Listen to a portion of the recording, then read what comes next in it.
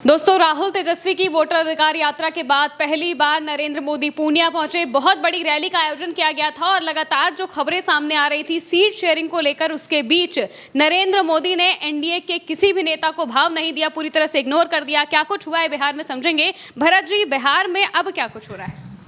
महिमा जी, आज नरेंद्र मोदी जब बिहार पहुंचे, पूर्णिया में पहुंचे, तो खासतौर पर सबकी नज़रें इस पर थीं कि सीट बंटवारे के बाद सब एक मंच पर दिखाई दे रहे थे। चाहे वो मांझी हों, चाहे वो राम पासवान के बेटे हों, चिराग पासवान हों, चाहे और बाकी लोग हों, चाहे सांसद हों, सब मंच पर एक लाइन से बैठे हुए थे। दो बड़ी घटनाएं कैमरों में कैद हो गईं। पहला आपके सामने देखिए, नरेंद्र मोदी मंच पर चढ़ते हैं और 100 की रफ्तार से मंच पर सीधे जाकर नीतीश कुमार से मिलते हैं और वहीं पर बैठ जाते हैं। किसी से कोई राम जोहार, हाथ मिलाना कुछ नहीं हुआ। आपके सामने मंच पर तस्वीर है। दूसरी सबसे बड़ी तस्वीर वो देखने को मिली क्योंकि पूर्णिया में एक हवाई अड्डे से जुड़ा भी कुछ आयोजन हुआ। एक इंडिगो की फ़्लाइट उतारी गई आज, तो हवाई अड्डे से रिलेटेड चीज़ें भी हुई, सरकारी कार्यक्रम था। तो नागरिक उड्डयन मंत्री भी यहाँ मौजूद थे। नागरिक उड्डयन किसके खाते से हैं? नायडू के खाते से हैं नागरिक उड्डयन मंत्री। नागरिक उड्डयन मंत्री को बोलना था, नरेंद्र मोदी के बोलने से पहले उनको बताना था कि हवाई अड्डा ऐसे बना है, जहाज ऐसे विस्तार कर रहे हैं, हमारे समय में सब फल फूल रहे हैं, बड़ा ये सब हो गया है, वो हो गया है, हवाई जहाज सब हवा में उड़ रहे हैं, ऐसा उनको बोलना था। लेकिन उनको बोलने नहीं दिया। अनाउंसर को ये अनाउंस करना पड़ गया कि आपको शुरू में बोलना था लेकिन आप बोल नहीं पाए, तो अब बोल लीजिए। देखिए, माननीय केंद्रीय मंत्री श्री राम मोहन नायडू जी, हम क्षमा याचना भी करते हैं, आपको पूर्व में ही बोलना था, किंतु सभी के प्रति आभार प्रकट करें माननीय। और करेले पे नीम चढ़ा तो तब हो गया महिमा जी कि जब राम मोहन नायडू बोलने के लिए गए मंच के ऊपर, उन्होंने आदरणीय, सम्माननीय, फलाना ढिमकाना, सबके वंदन अभिनंदन, जब तक कर कमलों तक वो पहुँचे तब तक भारतीय जनता पार्टी के पेज पर लाइव बंद हो गया। आदरणीय प्रधानमंत्री श्री नरेंद्र मोदी जी, आदरणीय मुख्यमंत्री नीतीश कुमार जी, मंच पर उपस्थित सभी नेतागण और यहाँ पे उपस्थित सभी बिहार के मेरे प्यारे भाई बहनों, भाषण उनका, अब वहाँ बोले हों तो बोले हों, लेकिन भाषण उनका प्रसारित होकर भारतीय जनता पार्टी ने अपने पेज पर उनका भाषण प्रसारित नहीं किया। यानी ना तो नरेंद्र मोदी जी एनडीए के अपने नेताओं से सीट वाली जब से चर्चा हो रही है बंटवारे को लेके, ना तो एनडीए के नेताओं से मंच पर शुरू में हाथ मिलाया, और नायडू के मंत्री जब बोलने लग गए, शुरू में उनको सब भूल ही गए। अब क्यों भूल गए, कैसे भूल गए, क्या ये बड़े नेताओं के बिना मर्जी से होता है? तो ऐसा तो नहीं हो सकता है।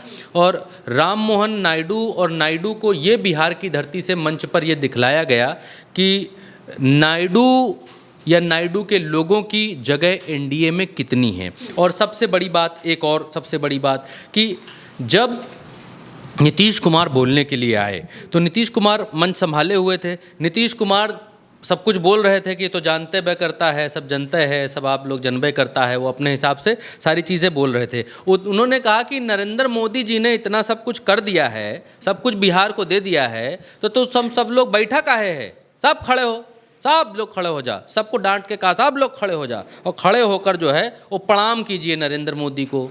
तो सारी जनता को खड़ा कर दिया गया, सारी जनता खड़े होकर प्रणाम कर। देखिए क्या कह रहे हैं। जरा खड़ा होकर के एक बार प्रणाम करिए, खड़ा होकर प्रणाम करिए। तो ये बहुत बड़ी बात है, इसलिए आप कहाँ बैठी हुई हो तुम लोग?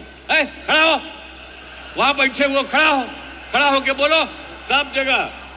तो सब जगह से आप लोगों ने उनका स्वागत किया, एक एक बात जाना है, इसलिए मैं आप सबको मैं बधाई देता हूं। बहुत बहुत धन्यवाद। और नीतीश कुमार जब तक भाषण दे रहे थे मंच के ऊपर, सारी कुछ बातें कर रहे थे, भारतीय जनता पार्टी के प्राण सूखे हुए थे। लोगों को लग रहा था न जाने नीतीश कुमार क्या बोल दें, कैसे बोल दें। जब नीतीश कुमार सकुशल अपना भाषण पूरा कर लेते हैं तो नरेंद्र मोदी जी उनसे बड़ा खुश होकर हाथ मिलाते हैं और बिठाते हैं, और प्रभु ईश्वर को धन्यवाद उन्होंने दिया होगा कि चलो भाषण में कुछ और तो नहीं कहा। लेकिन अब सबसे बड़ी बात देखने वाली ये भी थी कि नरेंद्र मोदी भारत ये वोट अधिकार यात्रा के बाद पूर्णिया पहुँचे हुए थे, तो नरेंद्र मोदी किस क्षेत्र में सबसे ज़्यादा हिट करेंगे या क्या कहेंगे, क्या ग्राउंड लेते हैं, क्या चीज़ें बनाते हैं, तो कुछ नया दिखलाई नहीं दिया। नरेंद्र मोदी SIR से काफ़ी खींचे हुए दिखाई दिए। SIR के मसले पर विपक्ष ने जो माहौल बनाया, नरेंद्र मोदी ने कहा कि ये लोग नारे लगा रहे हैं, यात्राएं निकाल रहे हैं, जो भी घुसपैठिया है वो उसको बाहर जाना ही होगा, घुसपैठ पर हम लोग NDA वाले ताला लगा कर ही रहेंगे। नरेंद्र मोदी जी जो हैं वो थोड़ा सा खींचे हुए नजर आए। सुनिए क्या कह रहे हैं। कांग्रेस, RJD और उसके इकोसिस्टम के लोग घुसपैठियों की वकालत करने में जुटे हैं, उन्हें बचाने में लगे हैं और बेशर्मी के साथ विदेश से आए घुसपैठियों को बचाने के लिए ये नारे लगा रहे हैं, यात्राएं निकाल रहे हैं। ये लोग बिहार और देश के संसाधन और सुरक्षा दोनों को दांव पर लगाना चाहते हैं। लेकिन आज पूर्णिया की इस धरती से मैं इन लोगों को एक बात अच्छी तरह समझाना चाहता हूं। ये RJD कांग्रेस वालों की जमात, जरा कान खोल के मेरे बात सुन लो। जो भी घुसपैठिया है उसे बाहर जाना ही होगा। नरेंद्र मोदी का SIR का इस तरीके से बचाव करना ये दिखलाता और बतलाता है कि चोट कितनी गहरी है, विपक्ष ने कितना गहरा चोट बिहार के भीतर किया है। जिस ऑपरेशन सिंदूर को लेकर या जिस आतंकवाद को लेकर या जिन चीज़ों को अभी भारतीय जनता पार्टी बड़ा कर रही थी, वो सारी चीज़ें गौड़ हो चुकी हैं, पीछे हो चुकी हैं। उन्होंने पूरे भाषण में मुझे लगता है सिर्फ 5 या 6 सेकंड का ही जिक्र किया होगा ऑपरेशन सिंदूर का। ऑपरेशन सिंदूर का उन्होंने कोई ज़्यादा जिक्र नहीं किया। उन्होंने कहा कि कांग्रेस RJD से जो है, कांग्रेस RJD से बिहार को पहचान का खतरा है। उन्होंने कहा कि ये लालटेन जलाकर हाथ के पंजे से सबका पैसा छीन लेते हैं, पैसा जो है, जो पैसा ऊपर से चलता है वो सब छीन लेते हैं। उन्होंने मुफ्त राशन की बात याद दिलाई, यानी 2017, 18, 19 के आसपास वाला वो मुद्दा उठाकर लाए। बोले कि राशन सबको मुफ्त में मिलता क्या, अगर हम नहीं होते तो क्या ये लोग देते क्या। और घुसपैठियों के ऊपर आए और घुसपैठियों के ऊपर बोला कि हम घुसपैठियों को बाहर करेंगे, सब करेंगे। घुसपैठियों वाला सुन लीजिए, फिर आपके आगे बताते हैं। ये RJD कांग्रेस वालों की जमात, जरा कान खोल के मेरे बात सुन लो। जो भी घुसपैठिया है उसे बाहर जाना ही होगा।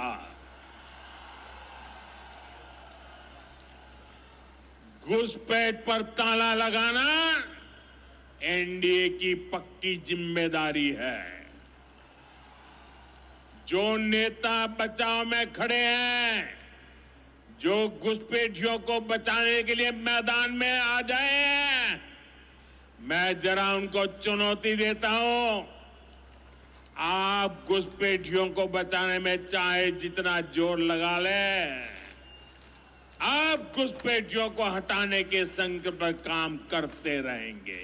तो नरेंद्र मोदी घुसपैठियों पर काफ़ी देर बोले, तो ये दिखलाता और बतलाता है कि घुसपैठियों वाला जो मुद्दा है वो भारतीय जनता पार्टी के लिए गले की फांस बना हुआ है। क्यों? क्योंकि इसी बिहार का जो बगल वाला पड़ोसी राज्य था झारखंड, उस झारखंड में भी पिछले चुनाव में, अभी जो चुनाव बीता है उसमें भारतीय जनता पार्टी ने घुसपैठ को मुद्दा बनाया। वो राज्य भी बंगाल से लगता है और उधर का राज्य है। तो ये सवाल खड़े होते हैं कि जब नरेंद्र मोदी जी की केंद्र में सरकार है, घुसपैठ कैसे हो रही है बांग्लादेश से, कैसे बांग्लादेश से लोग घुसे बिहार में चले आ रहे हैं। नरेंद्र मोदी जी की सरकार 11 साल से है, गृह मंत्रालय के अंडर आता है घुसपैठियों को रोकना, देश की सरहद में कोई अवैध घुसपैठ कर रहा है तो उसको पकड़ना।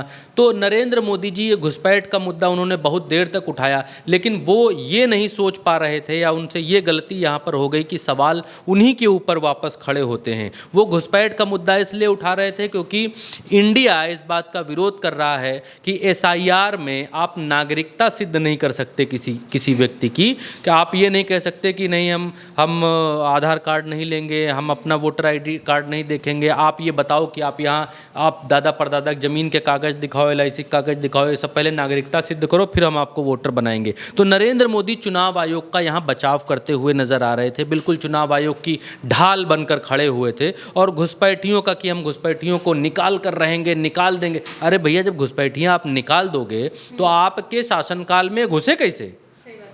11 साल से आप यहाँ हैं, 65 लाख चुनाव आयोग बता रहा घुसपैठिए घुस आए हैं, 65 लाख लोगों के नाम काट दिए हैं, तो फिर 65 लाख लोग कैसे घुस आए भाई बाहर से? आप सो रहे थे क्या पिछले 11-12 साल से? आपको नहीं मालूम कैसे घुस आए? और बिहार में अब आप मुद्दा बना रहे हैं कि घुसपैठियों को हम बाहर निकाल कर रहेंगे।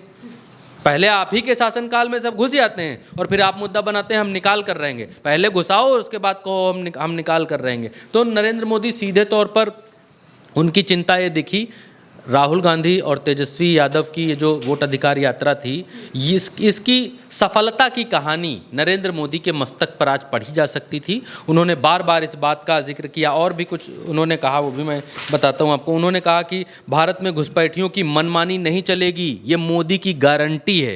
ये बात भी उन्होंने कही। उन्होंने कहा घुसपैठियों के लिए ये जो विषय उठा रहे हैं, बिहार के लोग उन्हें करारा जवाब देंगे, ये बोल रहे हैं।